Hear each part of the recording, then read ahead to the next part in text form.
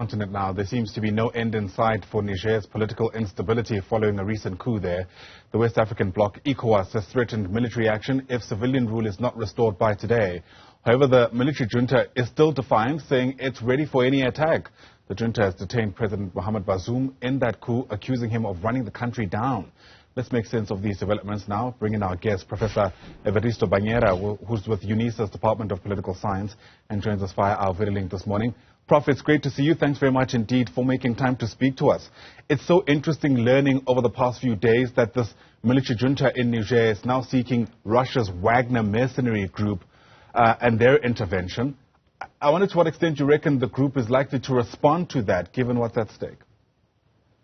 Thank you for having me, Ayanda, and good morning to the viewers. Indeed, the battle lines are drawn. On one side, we have got Mali, Burkina Faso and Niger, and to some extent with the support of Senegal. And on the other hand, we have got ECOWAS. But what is important to note that it is ECOWAS minus the countries that I have mentioned, which basically leaves Nigeria as the main party in that bloc. There is a caveat to this.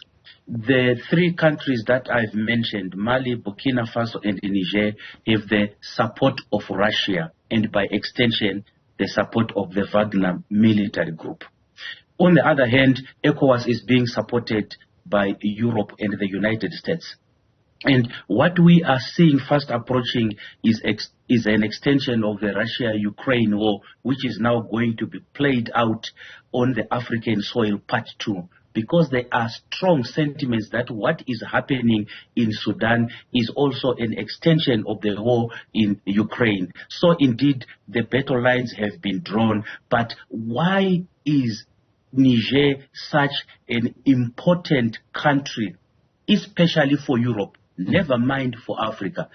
It is simply because the so-called Francophone African countries are the ones that are underwriting the French economy.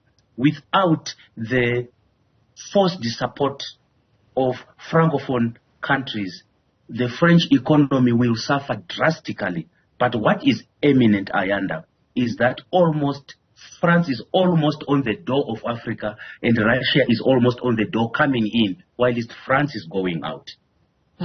So what, you're saying in some ways this is yet another scramble for Africa, given the proxy war that this has now become? This has been, in fact, let me go back to 1958 so that we can paint a very clear picture for our viewers and listeners. In 1958, the then French President, General Charles de Gaulle, invited the nationalists in court from Francophone African countries to come to Paris and receive independence practically. So these countries were given their political independence between 1958, but the majority of them in 1960. However, this independence which they were given by France lacked 4 aspects. Number one, France retained the control of their finances through what is called the CFA franc. Number 2, France retained the control of their natural resources.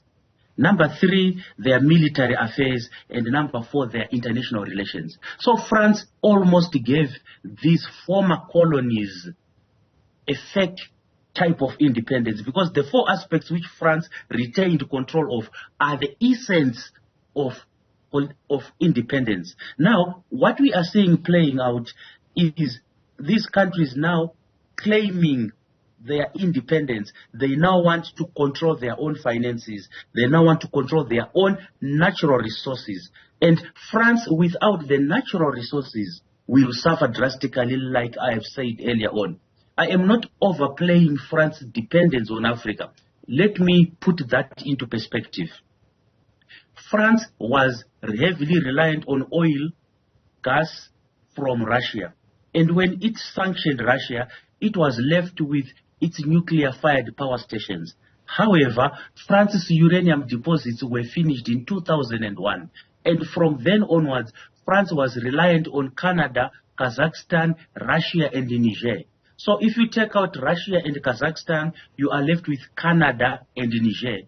And now Niger is no longer willing to supply Russia with to supply France with uranium. That puts France in a very compromised energy crisis.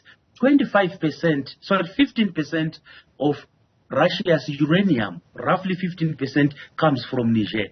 On the other hand, that 15% in 2020 just contributed 1.2% to Niger's national budget. So there are some underlying currencies that are giving impetus to the people to support a military coup in Niger, which is different from what was happening in the Gambia. This time the people, the Nigerians themselves, are behind the military junta, and it's a completely different picture, Ayanda. Yeah, and that's exactly where I was hoping to go next, Prof. You know, the sentiment in Niger itself. What you've just outlined for us is the broader geopolitics with interests from not only the countries involved, but also perhaps their backers.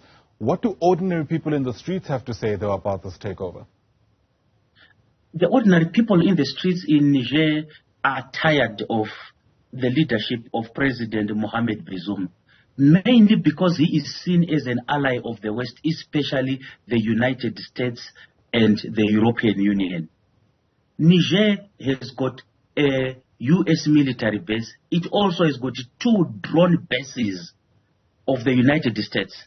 But not only that, Niger was the partner of choice for the West when it came to the fighting of the militants in the Sahel region. And this made people of Niger feel that their leadership is prioritizing the protection of Western interest, the protection of specifically French interest in their country as opposed to their own livelihoods. Because as we speak today, Niger is well endowed with natural resources, yet it is one of the poorest countries in the world. And this is not new, by the way. We had a similar coup in 1974, another coup in 1996, another one in 1999, and the latest one was in 2010 when Mamadou Tadja was overthrown by a coup that was led by Sayu Jimbo. So this is something that has been happening, and the common denominator is the presence of France in the 4 aspects of Niger's economy that I've outlined. Sure.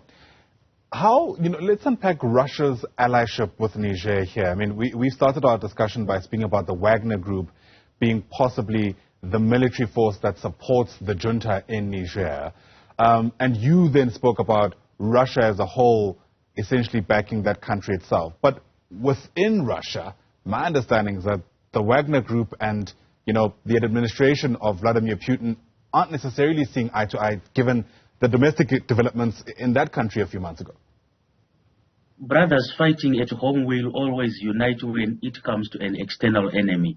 The Wagner mercenary leader Yevgeny Prigozhin and Vladimir Putin have got profound differences. Right. But what they've managed to do is to look for something that unites them. It is their hatred of the West, and it is their interest in Africa. As we speak today, what sustains the Wagner military group is the natural resource concessions that it has been given in Africa in return for the protection that it offers certain military governments. So for that, the issues that divide Vladimir Putin and Yevgeny Prigozhin are more profound at home, but they are very narrow elsewhere. So while they argue in Russia, when it comes to their interest in Africa, they are united because it is a win-win situation. We are talking, Ayanda, about 2 seasoned politicians here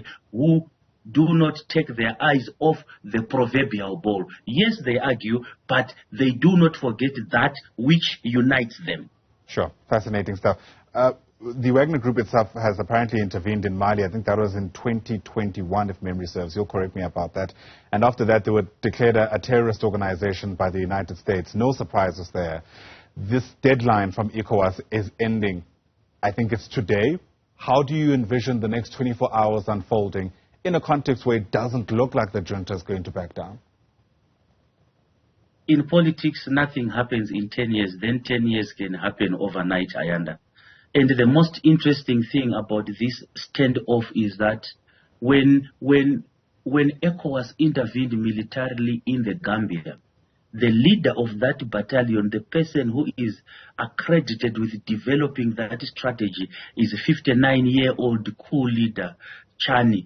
And today, he is now the one who is now responsible somehow for what is happening in Niger. So he was involved in the intervention, not in the Gambia, but in Cote d'Ivoire. So this gentleman here is responsible for the military strategies of the ECOWAS group, which ironically are now going to be applied on him and his own country. Are we going to witness the person who invented the guillotine being the first one to be killed using the guillotine? I don't think so. Because again, when it comes to military prowess, Niger is not a pushover. Niger is very strong militarily. What then with the support of Burkina Faso and Mali? I think what we are going to see here is an ECOWAS in all sorts of troubles, because the leading country in ECOWAS, Nigeria, is having also huge problems at home. President Tinubu is having his leadership being challenged. So they've got more domestic problems to attend to. And now to have their attention divided, I think this is going to weaken the resolve of ECOWAS, both politically and also militarily. I believe that the only way out of the Nigerian quagmire is to have serious diplomatic talks that involve France as a key stakeholder, because France is the biggest loser no matter what happens in Niger, Ayanda. Sure, and I suppose the question that then remains is which country is best placed to mediate through those talks. Professor Benyera, it's been fascinating speaking to you. Thank you so much indeed for helping us understand this incredibly important geopolitical story on the continent. Professor Everisto Benyera is with the University of South Africa's Political Science Department. Once again, Prof, thanks for your time.